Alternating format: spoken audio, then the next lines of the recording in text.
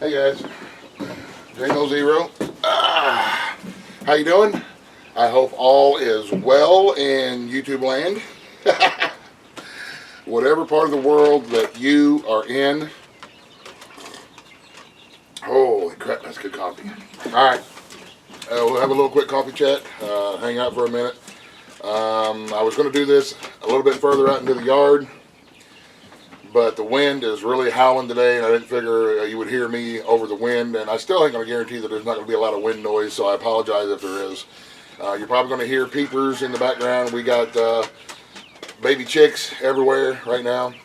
'Tis the season. We're starting to hatch out our spring chicks, and we're going to hear roosters in the background, and you're going to see we got ourselves a new cat. Our old cat passed away last fall, so we got a new kitten that we didn't get him, and somebody just dropped him off, and we kept him here because, you know, every good homestead needs a mouser. So, but at some point here, hopefully this coming weekend, I will try to get the camera and walk around and do a critter update. Pork chop, unfortunately, is not pregnant. Again, my mistakes, but I learned from my mistakes, and we will try again at some point here in the future, and keep trying until we get it right. And that's, like I say, it's on me.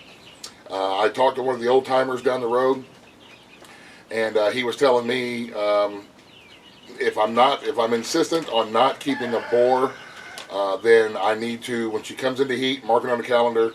Hog cycles are about 23 days.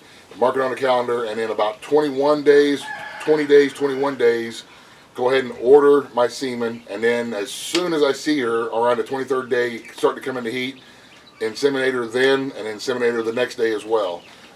And that should give me a much better chance. So that's what I'm going to try to do the next time, and we'll see what happens. So yeah, it's unfortunate. We've all been waiting on bacon bits, but alas, it's on me. I don't know what else to say about that. I'll get it. You know, I'm not a piggyologist, dude. You know, I'm not a veterinarian. It's the first time I've ever tried to inseminate hogs. First time I've ever had a hog. And so it's learning as we go, which is, you know, it's life, man. That's life. We learn as we go through life, and we learn lessons, and we have a few laughs, and it's a good thing. So, speaking of chickies, okay, first thing, I had a really good conversation last night with my good friend Ricky Wallace.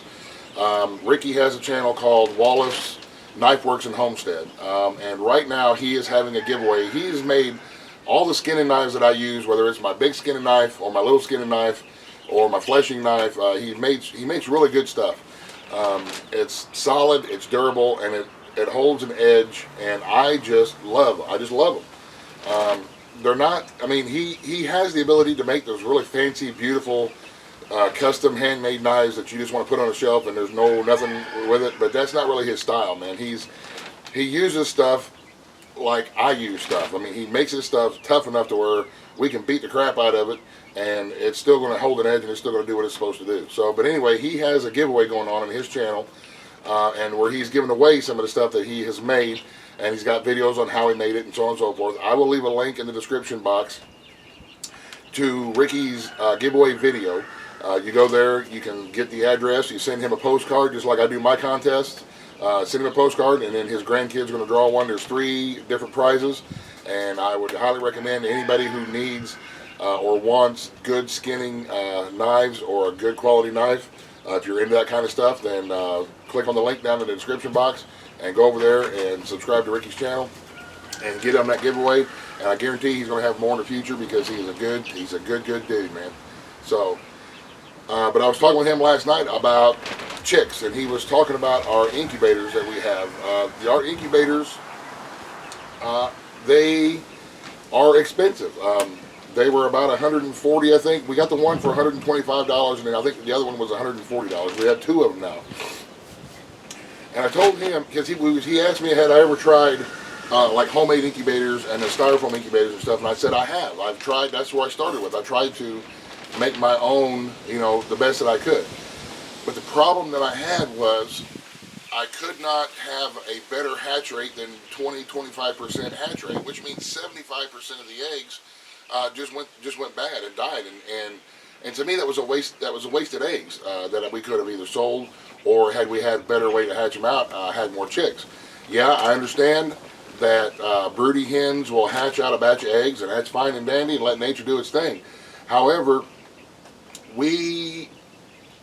once I started realizing that I need to operate and run my little homestead as a business, because that's what it is. I don't make a lot of money off of it, but we produce food and stuff like that with our equipment that saves us money. So that is a form of making money, saving money.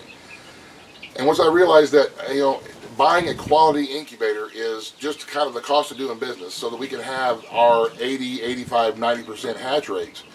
Because we have, like I said, we raise chickens up for meat, we raise chickens up for eggs, and we sell eggs, we eat eggs, and we sell quite a few chicken chicks here locally in our area. We don't, any of our chicks and our eggs, we don't ship and sell hatching eggs. I just don't want to take on the responsibility of sending somebody a couple of dozen eggs that they bought and then have a horrible hatch rate and then get all mad at me. And we don't send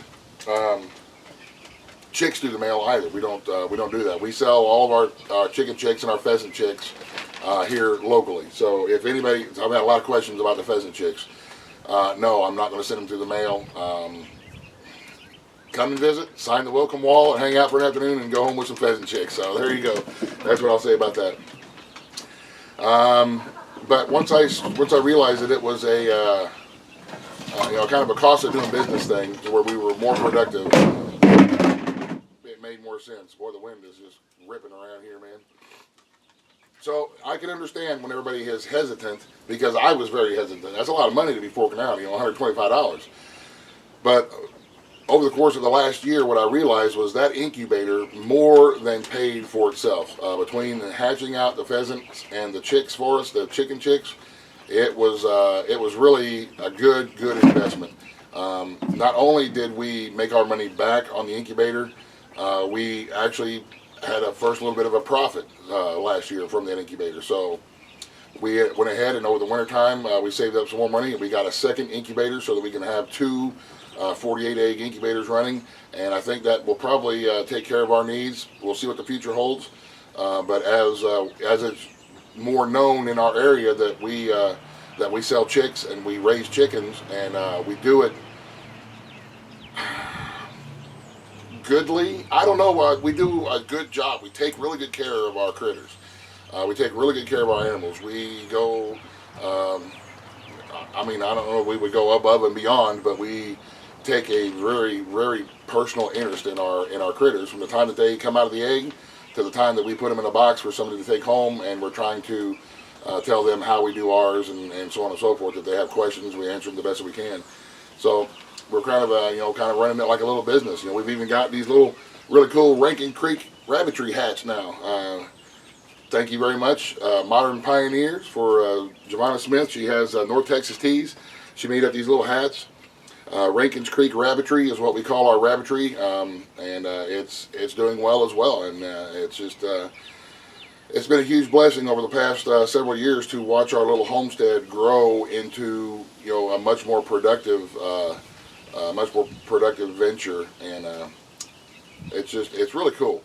It's cool to watch things happen. If you get out and you start doing things, you make improvements, you add on this, you add on that, then it's really nice to see things progress, and I really like it.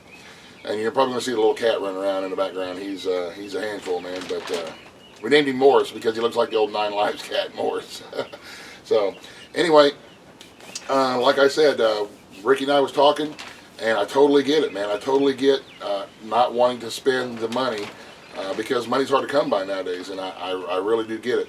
However, if you are planning on hatching out your own chickens for food, for eggs, maybe to sell a few on the side here and there, that is what I would recommend to do, to get an incubator that really takes good care of the egg while it's incubating. I mean, the ones that we have, they have the eggs turners, and they rock the eggs real gently every couple of hours, and it takes good care of the eggs so that we get a good hatch rate. And yeah, it may be a bite, it may be a big kick in the pants when you actually have to buy it, but it's no different than any other piece of gear. Like our silver fire stoves or our sun ovens. Yeah, it's a big kick in the pants when you have to fork out a couple $100 to buy a piece of gear.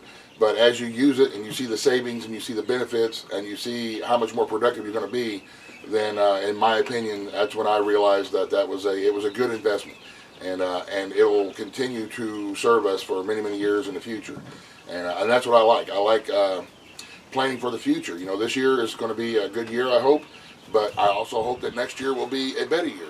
And in 10 years down the road, we'll have so many damn chickens running around here that we won't be able to shake a stick at them all. And we'll have people lined up to buy them.